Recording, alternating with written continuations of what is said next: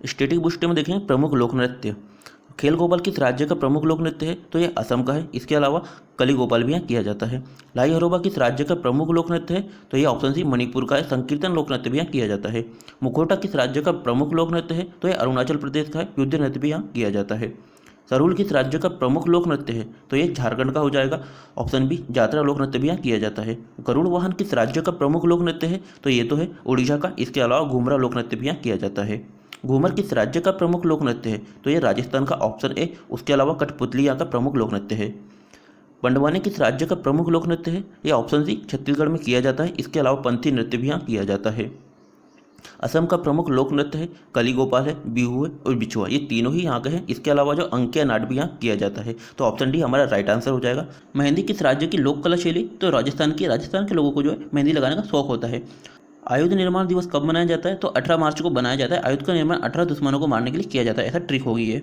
Electronic circuit chip मुख्यतः बनी होती है तो ये सिलिकॉन की बनी होती है। सिलिकॉन जो है उपधातु होती है और उपधातु की संख्या 7 है।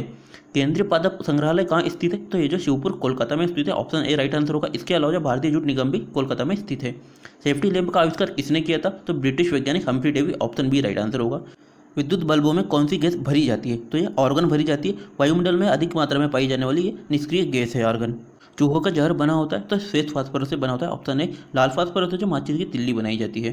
चींटियों का अध्ययन क्या कहलाता है? तो ये ऑप्शन है मिर्मिकोलॉजी कहलाता है। न्यूरोलॉजी तंत्रिका तंत्र का अध्ययन। ऑस्टियोलॉजी हड्डियों का अध्ययन। हिमेटोलॉजी ब्लड का अध्ययन। रक्त शुद्धिकरण की प्रक्रिया को क्या कहते हैं? तो इसे कहते हैं dialysis. Option B right answer होगा। भ्रूण अवस्था में भ्रूण का हृदय धड़कने की दर कितनी होती है? 1 मिनट में 150 बार धड़कता है। हृदय की धड़कन को नियंत्रित करने वाला हार्मोन कौन सा है? थायरॉक्सिन और एड्रेनलिन। ऑप्शन डी हमारा राइट आंसर होगा। एड्रेनलिन को लड़ो उड़ो हार्मोन भी कहते हैं। रक्त परिसंचरण की खोज किस वैज्ञानिक ने की थी? तो विलियम हार्वे ने की थी। ऑप्शन बी हमारा राइट आंसर होगा। निम्न में से किसमें शुद्ध रक्त प्रवाहित होता है? तो शुद्ध रक्त धमनियों में और शिराओं में अशुद्ध रक्त होता है। ऑप्शन बी राइट आंसर होगा। हृदय से फेफड़ों तक अशुद्ध रक्त कौन पहुंचाता है? तो ये अशुद्ध रक्त जो है पल्मोनरी धमनी पहुंचाती है, जो कि अपवाद है। ऑप्शन बी राइट आंसर होगा हमारा। हृदय आघात किस धमनी के कार्य नहीं करने पर होता है? तो कोरोनरी धमनी के कार्य नहीं करने पर, जो कि हृदय की मांसपेशियों को रक्त पहुंचाती है। पल्मोनरी शिरा हृदय के किस भाग में रक्त पहुंचाती है? तो बाएं अलीन में पहुंचाती है, जो कि शुद्ध रक्त पहुंचाती है। तो ये जो कि अपवाद है शिराओं में। देखेंगे ओलंपिक से बनने वाले प्रमुख प्रश्न। आधुनिक ओलंपिक खेलों की शुरुआत कब से हुई थी? तो ये काफ़ी कन्फ्यूजिंग होता है। 94-96 में। तो 9 का उल्टा कर देना 6। ऑप्शन बी राइट आंसर होगा। अंतर्राष्ट्रीय ओलंपिक समिति की स्थापना कब हुई थी? तो किसी भी चीज़ की स्थापना करने के लिए 4 लोग की जरूरत होती है। तो 1894 में हुई थी। भारतीय ओलंपिक परिषद की स्थापना कब हुई थी? तो अंतर्राष्ट्रीय समिति के बाद ही होगी। तो कब हुई थी? 1924 में हुई थी। Option A. भारतीय ओलंपिक परिषद के पहले अध्यक्ष कौन थे? तो कन्फ्यूजन नहीं होना है। जमशेदजी टाटा लगाना, जो कि भारतीय इंडस्ट्री के जनक भी है। ओलंपिक के ध्येय वाक्य में किस नए शब्द को जोड़ा गया? लैटिन भाषा में कम्युनिटर, इंग्लिश में टुगेदर और हिंदी में एक साथ। तो ऑप्शन डी राइट आंसर होगा। और नीचे आप देख सकते हैं अपडेटेड वाक्य। अंतर्राष्ट्रीय ओलंपिक समिति की पहली भारतीय महिला सदस्य कौन है? तो एक कन्फ्यूजन नहीं होना, नीता अंबानी है, जो कि 2016 से बनाई गई है, जो कि अगले 15 वर्षों के लिए होगी। तरंगों के आविष्कारक। अवरक्त विकिरण की खोज किसने की थी? ये हर्सेल ने की थी और ये जो है हमें कोहरे में देखने में सहायक होती है। दीर्घ रेडियो तरंग की खोज किसने की थी? ये की थी मार्कोनी ने। किसी को मत मार, मार्कोनी। लघु रेडियो तरंग की खोज किसने की थी? इसको जो है हर्ट्जन तरंग के नाम से भी जानते हैं। तो हमारा नाम हो जाएगा हेनरिक हर्ट्जन है। Option A. दृश्य विकिरण की खोज किसने की थी? दृश्य मतलब देखना, क्या देखना? नई चीज़, नई चीज़ से न्यूटन। Option A. एक्स किरणों की खोज किसने की थी? तो रोड पे चलने वाला हर जन इसको जानता है। तो रोंटजन। Option D. पराबैंगनी किरणों की खोज किसने की थी? तो पराबैंगनी किरणें जो ओजोन परत को हानि पहुंचाती है, तो इसकी खोज की थी रिटर ने। गामा किरणों की खोज किसने की थी? ये जो है सबसे अधिक भेदन क्षमता वाली किरणें होती है, तो इसकी खोज की थी पॉल विलार्ड ने। अंतर्राष्ट्रीय सीमाओं से बनने वाले प्रमुख प्रश्न देखते हैं। जर्मनी एवं पोलैंड के बीच कौन सी रेखा है? तो यह है हिंडनबर्ग रेखा। Option C. उत्तर कोरिया एवं दक्षिण कोरिया के बीच कौन सी रेखा है? 38वीं समांतर रेखा है। Option B. भारत और चीन के बीच कौन सी रेखा है? मैकमोहन रेखा। ऑप्शन डी राइट आंसर होगा। पाकिस्तान और अफगानिस्तान के मध्य कौन सी रेखा है? ऑप्शन ए डूरन रेखा है। भारत और पाकिस्तान के मध्य कौन सी रेखा है? ऑप्शन डी रेडक्लिफ रेखा है।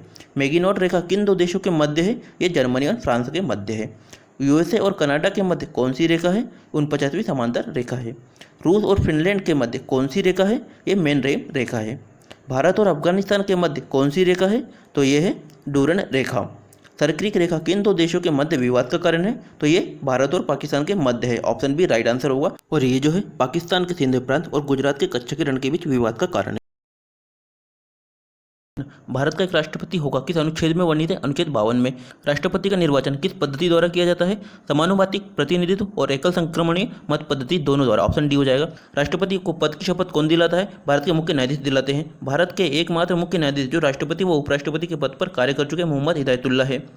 राष्ट्रपति द्वारा लागू किया जाने वाला वित्तीय आपात की न्यूनतम अवधि कितनी होती है? 2 माह होती है। भारत की पहली महिला राष्ट्रपति कौन थी? प्रतिभा देवी सिंह पाटिल थी। निर्विरोध चुने जाने वाले एकमात्र राष्ट्रपति कौन थे? नीलम संजीव रेड्डी थे।